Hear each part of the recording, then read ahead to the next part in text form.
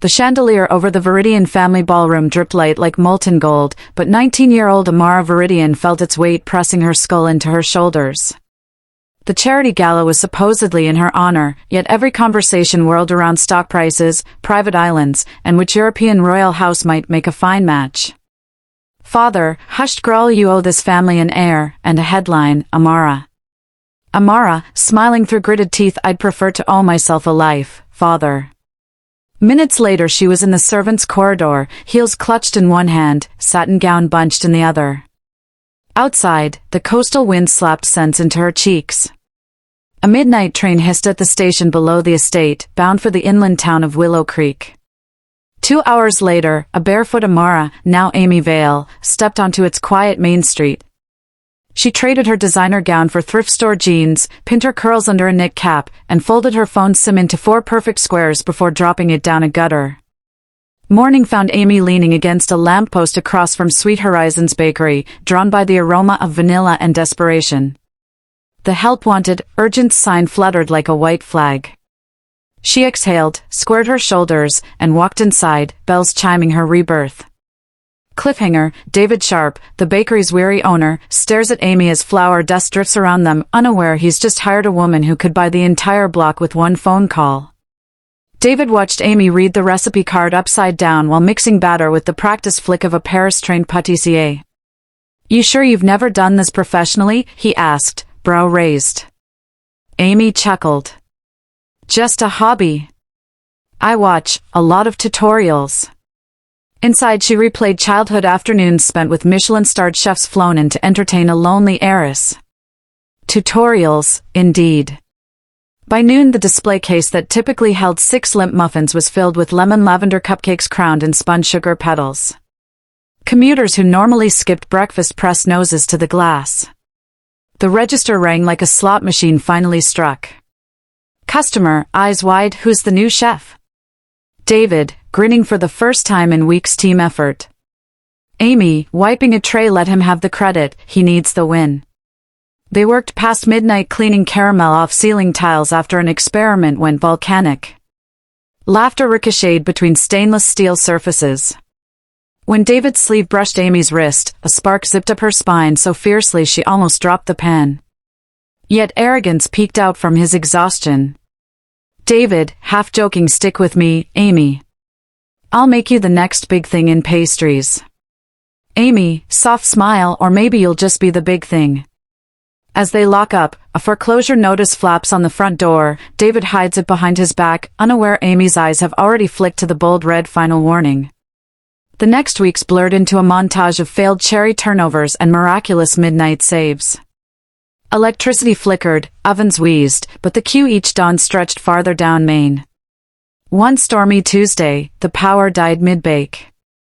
Emergency lights bathed the kitchen in red. David kicked the dead oven and cursed the utility company. Amy slipped out, returned minutes later with a portable gas deck purchased on the spot from a catering supplier, no questions asked, cash only. David, bemused, where'd you get that kind of money? Amy, shrugging, I've been saving tips. More like black card pocket change, but he didn't need to know. They finished orders by candlelight. At dawn, David collapsed on a flour sack. Amy, what's your dream, David? David, eyes distant, a chain of Sharp bakeries in every state. Sharp & Sons, legacy stuff. Amy, why not Sharp and someone who believes in you? David, laughs it off, one day when I'm somebody. Their hands brushed over a cooling rack. The camera would linger on Amy's smile, tender, hopeful, doomed to bruise. As sunrise gilds their faces, Amy's discarded phone card glints from a trash bin, the first tangible breadcrumb of her past, perilously close to discovery. Success snowballed. A local lifestyle blog hailed David the bakery king in the making, posting a photo that captured Amy half-cropped beside him, eyes shining for reasons the audience misread as adoration. That evening, on the bakery roof strung with fairy lights, David knelt with a sugar glass ring box he'd blown himself. David, voice shaking, Amy Vale, you saved my life, my dream, and my heart. Will you marry me? Amy, heart hammering, say yes before he can think about prenups. Amy, nothing would make me happier. They wed under a willow by the river with 6 friends and a rescue dog ring-bearer. Amy wore a linen dress she'd sewn, but beneath the modest hem of Viridian emerald, family crest carved into the setting, glittered against her ankle like a secret kept too close. Later, alone, Amy dialed a private number she'd memorized but sworn never to use. Evelyn, family lawyer, crisp British accent, Miss Viridian, Amara, are you safe? Amy, whispering, I'm fine. Just forward my quarterly dividend to this account. Anonymous routing. I'll explain later. Evelyn, your father believes you're hiking the Andes. Amy, smiles sadly, let him. Outside the motel window, David practiced signing Mr. and Mrs. Sharp on a deposit slip 10 times, dreams ballooning. Amy pressed her palm to the glass, as though she could smooth out the first wrinkle of arrogance forming in his reflection. A headline scrolls across Amy's muted phone, Viridian conglomerate secures record government contract, the empire grows even as its heiress hides in plain sight. 6 months later. Sweet Horizons rebranded to Sharp's Artisan Bakes after a glossy magazine crowned David the self-made prince of pastries. Investors flocked. Television crews shot B-roll of him swirling ganache, Amy conveniently out of frame. Backstage after a morning show, a producer gushed. Producer, your story's inspirational, rags to riches. David, laughing, hard work and grit, ma'am. That's all. Amy, carrying his garment bag and the woman you're pretending not to see.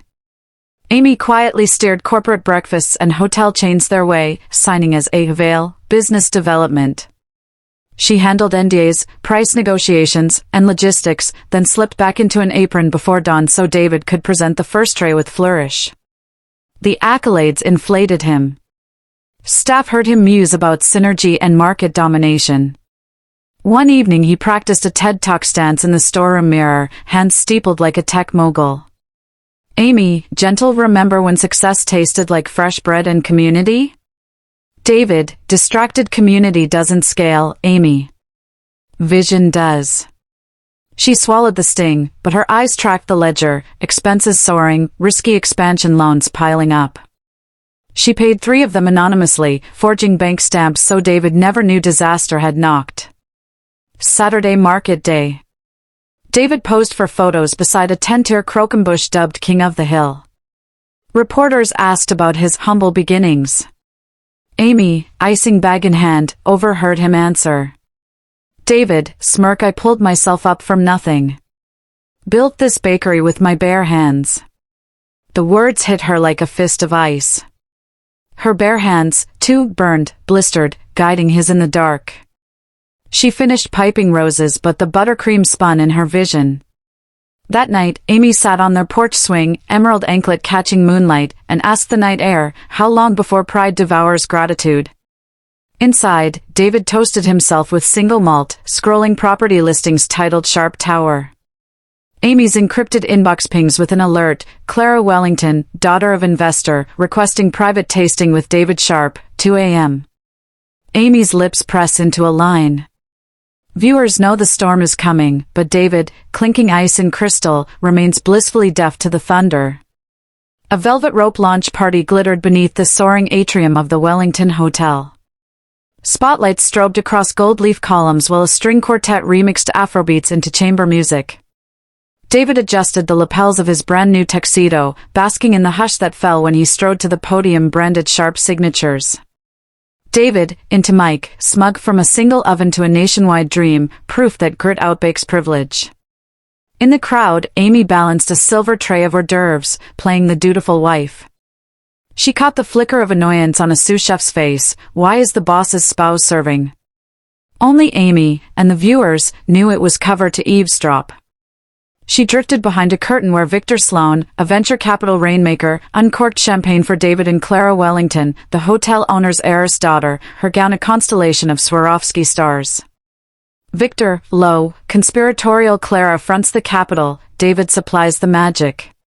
Together we'll franchise Sharps in every major airport. David, eyes gleaming, and the wife? She's sweet, but small town. I need partners who think bigger. Clara, brushing crumb from his lapel, then maybe keep her in the kitchen. Amy's fingers tightened on the tray until a flute shattered, crystal tinkling like broken trust. Guests turned. David's gaze narrowed, vexation, not concern. Amy mouthed a silent apology, knelt to sweep shards, and swallowed a bitter lump thicker than frosting. Later, in a service hallway lined with industrial freezers, Amy confronted him. Amy, soft, controlled. I heard the expansion pitch. We should review finances before committing. David, dismissive. Numbers bore investors. They follow charisma. Amy, charisma won't pay suppliers or staff. David, sharp. Neither will your constant caution. Let me lead, Amy. Stay in your lane. The freezer's chrome reflected his words back like frosted daggers. Amy opens her encrypted tablet that night. With a few keystrokes, she reroutes Sharp's wholesale flour contract, worth 6 figures, into a shell company bearing her childhood nickname, Mara Green Holdings. Month's end saw David city-hopping with Clara, pitching franchises. Amy ran the flagship store alone, ordering produce at dawn, balancing books at dusk, and reading emails at midnight. One rainy evening, the power surged. The ancient mixer lurched, spewing batter across walls. Staff panicked, but Amy, smearing chocolate off her cheek, tied back her braids and led an assembly line rescue. Flour clouded the air like war smoke, loaves still lined the shelves by sunrise. The next day, while Amy iced 600 cupcakes for a charity gala, David FaceTimed from a penthouse. A skyline glittered behind him, Clara's laughter chimed somewhere off-screen. David, yawning, just checking sales. The investors loved me. How were things there? Amy, steady. We survived equipment failure. I'll forward repair invoices. David, handle it. I'm in back-to-back meetings. Oh, and Clara thinks our logo needs a facelift. Make it happen? Amy, numb of course. She ended the call, hands trembling until a drop of ganache hit her wedding band, like a bruise blooming on gold. That night, Amy walked home beneath sputtering street lamps. A stray puppy limped from an alley, ribs showing. You and me both, she whispered, scooping it up. She named him Crumbs and wrapped him in her coat, symbolic of her instinct to rescue what David discarded. As Amy stitches Crumbs' paw, her phone buzzes, a bank alert. David has transferred $150,000 from the company account to Wellington Ventures, memo, strategic charm offensive. She exhales, rage frosting her breath. The annual Harvest Gala filled Willow Creek Civic Center with silk gowns and local grandees. Amy arrived alone in an understated ebony dress, emerald anklet glinting, a subtle reminder of the power she still chose to hide. On stage, David twirled Clara during a sponsored waltz. Flashbulbs flared. Reporters labeled them the future of culinary chic. Amy felt every photon like a burn but kept her smile glued. At the silent auction table, Clara sauntered over, champagne fizzing. Clara, smirk sweet Amy, still playing baker's wife? David is destined for bigger ovens. Amy, come big ovens still need someone to keep the pilot light on. Clara, pilot lights can be relit. Men of vision need accelerants. She trailed manicured fingers along David's signed photo on the auction stand. Amy set down a signed check, 5 times Clara's bid, winning the portrait, then slid it back toward Clara. Amy, soft daggers frame it. You'll need a souvenir. The orchestra crashed into its finale. As applause thundered, Amy stepped into a side corridor and dialed Evelyn. Amy, initiate Project Willow. Secure all grain distributors within a 100-mile radius. Effective immediately. Evelyn, approving hum-ah. The gloves slip off. Back in the ballroom, David basked in praise from a TV host. Suddenly the host's assistant whispered news in his ear. The gala's dessert supplier had just cancelled, citing inventory shortages. The segment's live broadcast cut as chaos bloomed. Cameras capture David's frozen smile cracking while, across the room, Amy lifts her glass, eyes shining like storm clouds ready to burst. A week later, David stumbled into their loft at 2 a.m., reeking of jasmine perfume. Amy sat at the kitchen island, crumbs at her feet, ledger open like a courtroom docket. She held up a napkin, lipstick crimson against linen. Amy, quiet, forgot to burn the evidence? David, defensive, laugh, it's Clara's, she borrowed my jacket. Don't twist things. Amy, twisting implies flexibility. Your story is brittle. She slid spreadsheets forward, expenses, debt, shrinking margins. Amy, you're mortgaging tomorrow for champagne tonight. David, slams fists, since when are you CFO? I built this. Amy, voice breaking, you built nothing alone. A thunderclap broke outside, rattling windows. David's anger curdled into cruelty. David, maybe I married too small. You dream in muffins, I dream in skyscrapers. Amy's heart fractured along an old fault line. She rose, whisper soft. Amy, then reach for your skyscraper, David. But remember, foundations matter. She walked to the bedroom, closed the door with a click that sounded like a gavel. David poured whiskey, unaware viewers could already sense the floorboards giving way. Alone in the dark, Amy pulls a velvet pouch from a lockbox, the Viridian signet ring, symbol of an empire. She slips it on, and the camera zooms on the crest, a phoenix rising from flames. Sunrise over Willow Creek found David yawning through a crisis meeting. Suppliers, citing contractual conflicts, demanded payment in advance. Ovens idled. Lines of customers thinned. David's phone buzzed non-stop. Clara's number went unanswered after her father's board blocked further cash infusions. Meanwhile, Amy sat in a corner booth, laptop glowing. Through shell companies, she negotiated emergency flour shipments, not for Sharps but for Mara Green Holdings, which quietly bought the vacant warehouse across town. Staff flocked to Amy for answers. She offered calm, covering payroll with anonymous transfers. Sous chef, Thierry, are we closing? Amy, gentle, breathe. No one's baking brighter than we are. That evening, David burst in, face pale. David, the bank froze our credit line. Someone's buying up our suppliers, cash offers double our rates. Amy, mask steady, sounds like a calculated move. David, help me fix it. Amy, measured, you told me to stay small. She watched panic stain his eyes, love battling vengeance in her chest. Finally, she offered a lifeline, admit we're partners. Transfer half the shares to me. We face the storm together.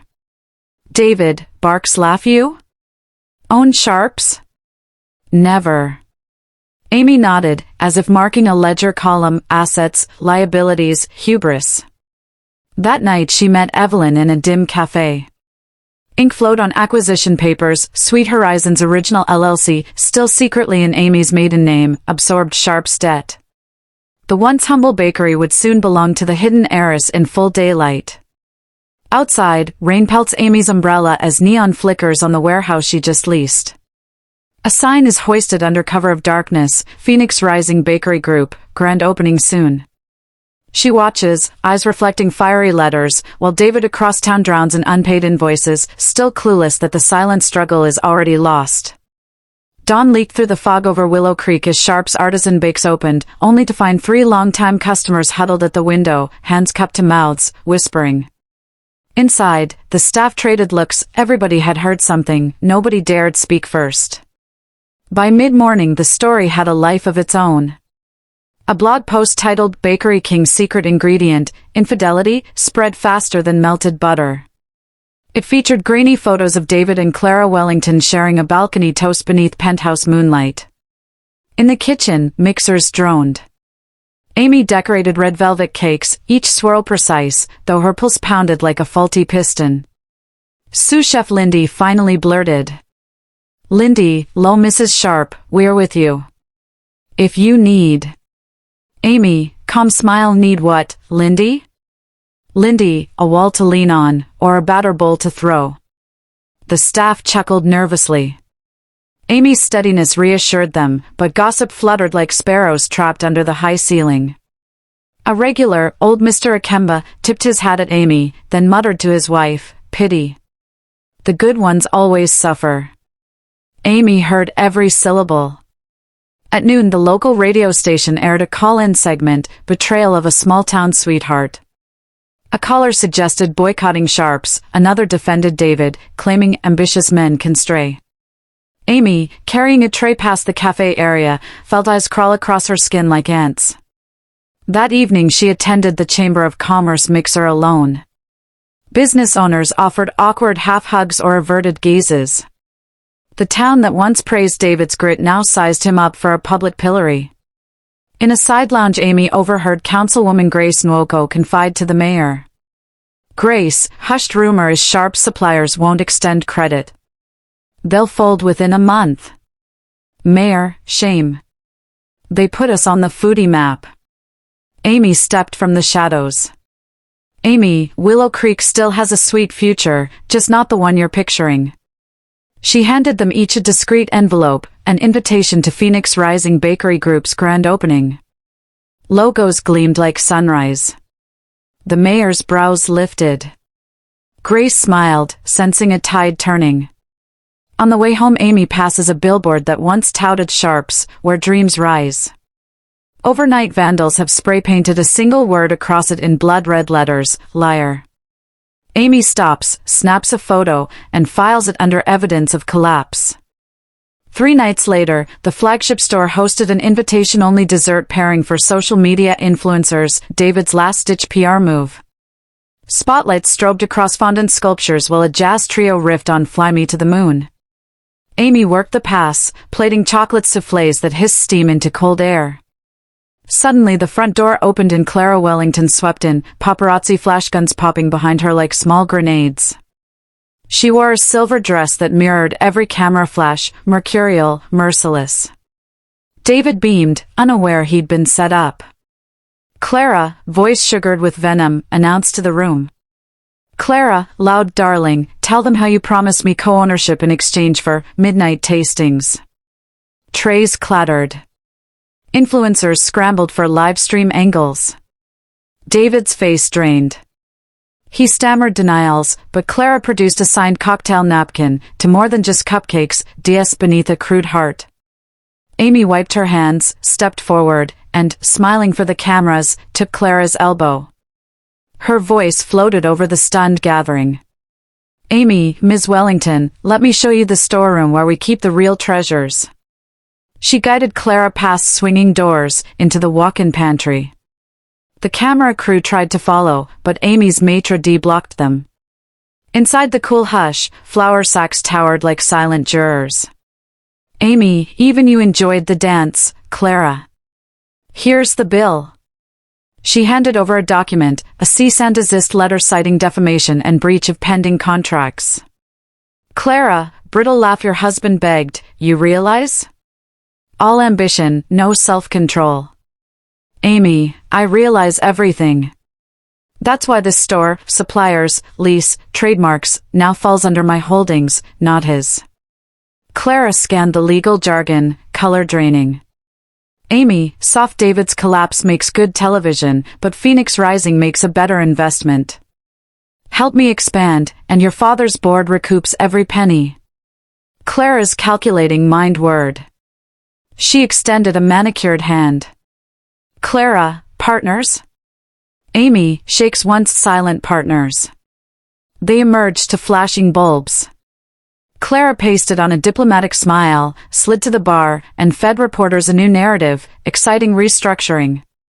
The Sharp legacy continues under visionary new leadership. David watched, slack-jawed, as headlines rewrote themselves in real time. Amy returned to plating soufflés, graceful, unstoppable. Mini cliffhanger, in the alley afterward, David confronted Amy. She answered with a single sentence. "Amy, you still have one chance left, tell the world the truth."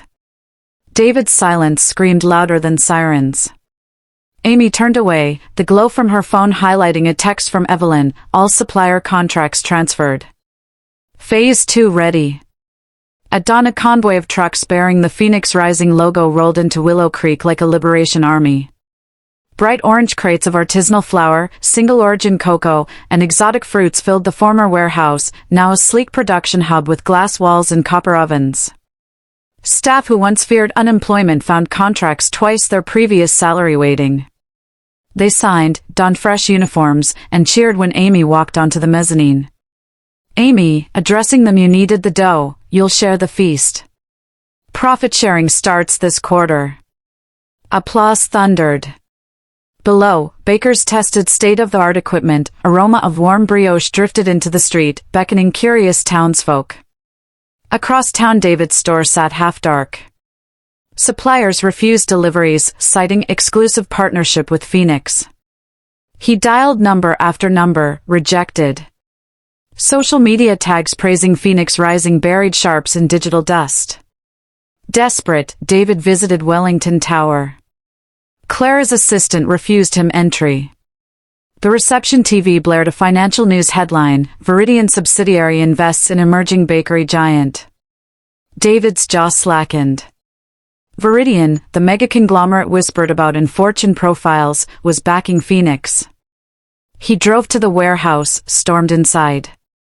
Workers parted like tides around Amy, who stood calmly piping rosettes onto a 3-meter crocum bush, irony not lost on viewers. "David," voice cracking, "you stole my dream." "Amy, I reclaimed my investment." "David, investment? You were a line cook." "Amy, quiet thunder, I was always the bakery's angel investor," anonymously. "Check the original Sweet Horizons LLC." She handed him a sheaf of papers, incorporation documents bearing a Mara Viridian veil. His eyes flicked from the signature to her face, recognition dawning like a slow eclipse. "Amy, while you chased applause, I kept the ovens hot. Phoenix is mine. Sharps is available for buyout. If you have the capital." She stepped aside as forklifts rolled by, each crate branded with a phoenix rising from flames. David's shoulders sagged under invisible rubble. Evelyn approached Amy with a tablet. On screen, the Viridian family board requested Amy's presence in Lagos to discuss global expansion. Amy's eyes flickered, the past she fled now courts her future. Bills stacked like playing cards around David's unused espresso machine. Electricity was cut for late payment, the pastry case fogged with humidity. A single customer wandered in, glanced at near-empty shelves, and left. David's phone pinged a foreclosure notice, the store property auctioned in 30 days. Another ping, Clara tagged in a Phoenix Rising launch reel, beaming beside Amy. Betrayal tasted bitter, irony, worse.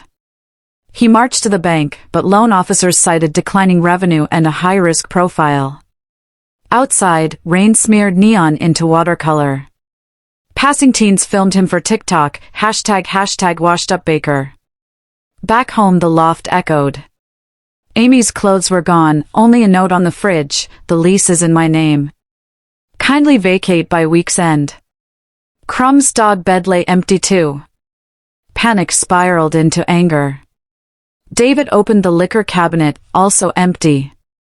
Amy had left a single item, the sugar glass engagement ring box from their rooftop proposal. It lay cracked, shards dull. David sank to the floor, clutching it with flour-burned fingers. He dialed old investor Victor Sloan. "David, horse seed money.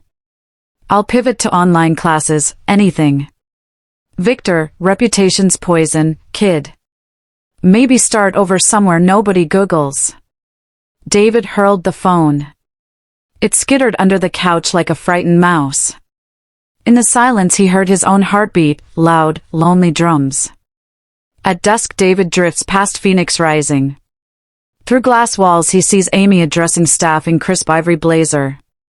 For a moment their eyes meet. She doesn't look away, but she doesn't wave either. Lightning splits the sky behind the building, silhouette of a queen crowned by stormlight. 2 nights before the property auction, Willow Creek hosted its annual Founders' Day Ball, the town's marquee gala. Phoenix Rising was platinum sponsor, Sharp's name was missing from the banner for the first time in a decade. Reporters lined the red carpet. Limousines disgorged influencers, politicians, and, to audible gasps, the Viridian family delegation, led by matriarch Lady Salma Viridian. Cameras flashed like lightning bugs. Last to arrive was Amy, in a floor-length emerald gown that kissed the carpet with every step. Around her neck glowed the Viridian crest, a phoenix pendant of fire opals and tourmalines. Murmurs rippled, Heiress, Empire, hiding in plain sight. Inside the grand hall, chandeliers glittered. Amy mounted the stage beside the mayor to present a ₦1 million donation to Willow Creek's food security program. Applause shook the rafters. At the room's edge, David lurked in a thrift store suit, eyes hollow, hair unkempt. Nobody recognized him until the hush of spilled champagne spread. He staggered forward. David, voice echoing Amara. Silence swallowed the hall. Amy turned slowly. Cameras zoomed, phones rose. David, pleading, tell them you still believe in us. I was blind, but I see you now. Forgive me. He knelt, palm outstretched, public penance. For a beat the only sound was the creak of his knee on marble. Then Amy descended the steps, gown whispering like levees giving way. She stopped an arm's length away. Amy, microphone off, voice soft but carried you loved a crown you thought was yours to wear. I need someone who loves the woman, not the kingdom. Tears stunned David's eyes. David, I can learn. Amy, empires aren't night classes, David. They're forged in fire. She helped him to his feet, gentle, dignified, then stepped back, letting the cameras devour the tableau, fallen prince, ascendant queen. The band resumed. Conversation buzzed. David drifted toward the exit, ghosts of flashbulbs chasing him.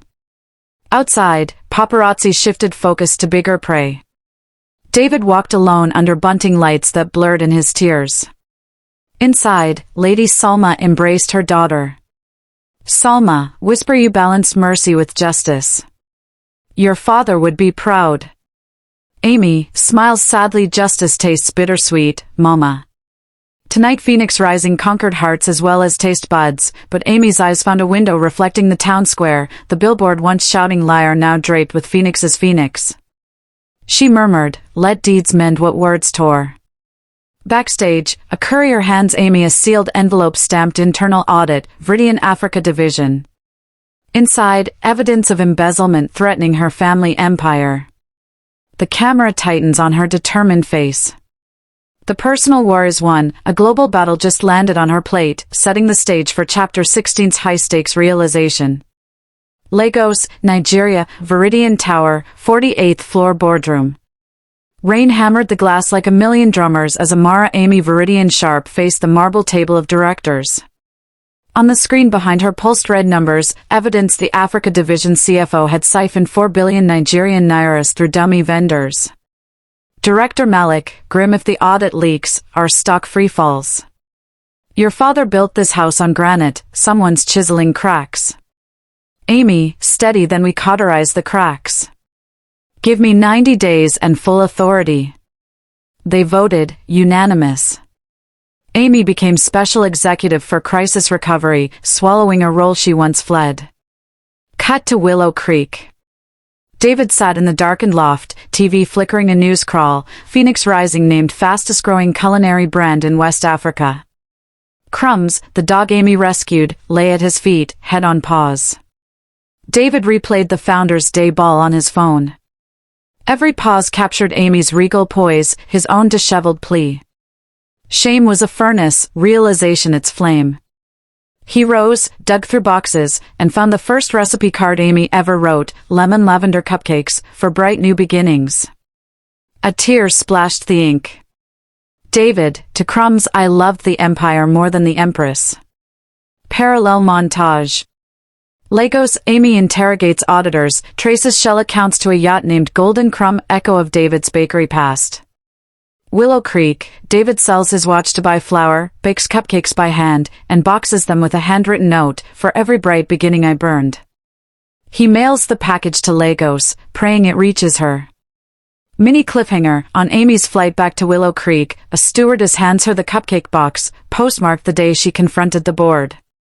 She lifts the lid, the scent of lemon lavender swirls with memories and questions. Amy lands to find Sharp's Artisan Bakes shuttered, eviction notice curled on the door.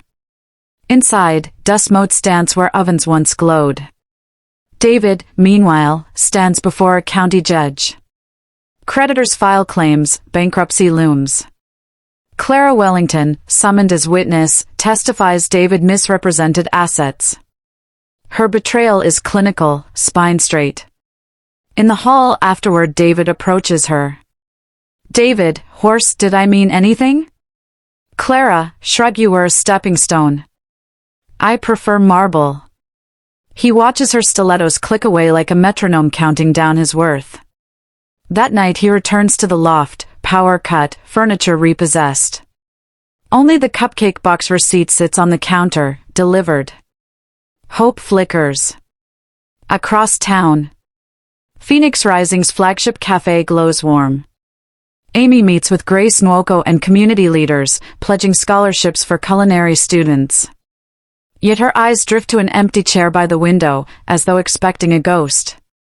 Back at the loft, David pens a final letter. I surrender my shares, my name, anything. I just want to say I'm sorry while words still matter. He slips the letter under Amy's office door before disappearing into the night. Mini cliffhanger, a storm floods Willow Creek. News alerts warn the river levee might break. David, wandering the riverwalk, sees water crest the barrier, heading straight for Phoenix Rising's new warehouse. Sirens howl. Amy, roused from bed, races to the warehouse. Staff scramble to move ingredients to higher shelves. David arrives soaked, directing volunteers to stack sandbags. No one questions his authority, crisis forgives titles. Inside, water seeps across the polished floor. A stack of flour teeters. Amy grabs one side, David, the other. Their eyes lock, first time since the ball. Amy, breathless, why are you here? David, because I remember what matters when everything else is underwater. They work until dawn, saving ovens, guiding Crumbs, now warehouse mascot, to safety on a countertop raft. The levee holds. Warehouse spared. Later, break room, steam rising from mugs. Amy hands David a towel. He offers his bankruptcy paperwork, signed, surrendering remaining assets to settle debts. David, my empire's gone. I'd sweep your floors for free if it atones. Amy, soft atonement isn't employment. It's living differently. She sets the cupcake box on the table. Amy, your recipe reminded me why I started baking, to heal. She bites, eyes glistening, not from sugar. On her phone, auditors confirm Golden Crumb belongs to CFO Ao Salako. David scans the file, realizing the yacht was registered by a company he pitched years ago. His loose bragging gave Salako the idea. Guilt deepens the wrinkles at his eyes. David, let me testify. Help expose him. Amy considers, then nods, partnership reborn, not in marriage but in justice. In Lagos, Salako receives a subpoena. He texts an underling, move the funds tonight, or we all burn. The digital trail ignites. Courtroom, Lagos. Media throng. Amy testifies first, walking jurors through the embezzlement web. David follows, admitting how his boast seeded the scheme. Transparency disarms critics, headlines read Fallen Baker helps save empire. Verdict, Salako guilty. Assets seized, yacht auctioned, proceeds fund Viridian's new Phoenix Fellowship for low-income culinary students. Night before Amy returns to Willow Creek. Rooftop of Viridian Tower, city lights like spilled treasure. David stands beside her, signed divorce papers in hand, finalized weeks earlier. David, I tried to bake apology into cupcakes, into sandbags, into testimony. But some recipes can't be fixed. Amy, gentle, some can be reinvented. Just not as husband and wife. He places the sugar glass engagement box shards into her palm. David, keep them. Proof broken things can still catch light. They hug, brief, bittersweet. Crumbs, now traveling with David, barks as if urging him on. He waves once, disappearing into the elevator. Amy gazes over Legos. Fireworks from a festival bloom, each burst reflects in the glass shards like new galaxies. Her phone pings, Phoenix Rising approved for East African expansion. Investors request keynote from the Bakery Queen at Nairobi Food Expo. Amy smiles, horizon widening. 1 year later, Nairobi Food Expo. Crowds weave through stalls scented with cardamom and roasted coffee. A massive banner reads Phoenix Rising Global Launch. Backstage, Amy adjusts a bronze-lined Ankara blazer, Viridian crest pinned near her heart. Lady Salma watches proudly. Salma, you command rooms the way your father commanded boardrooms, but with warmer light. Amy smiles. Empires should feed people, mama, body and soul. On stage, Amy unveils Sharpvale Fellowship scholarships, honoring both surnames, legacy and lesson intertwined. A video montage rolls, community kitchens in Lagos, solar-powered bakeries in rural Kenya, Willow Creek's rebuilt Riverwalk with a neon phoenix sign glowing over calm water. Cut to Willow Creek, David teaches a free baking class in the renovated Sharps storefront, now a non-profit cafe called Second Rise. Kids laugh as he flips chocolate pancakes, his smile is smaller, truer. A plaque by the door credits Phoenix Rising's grant. Back in Nairobi.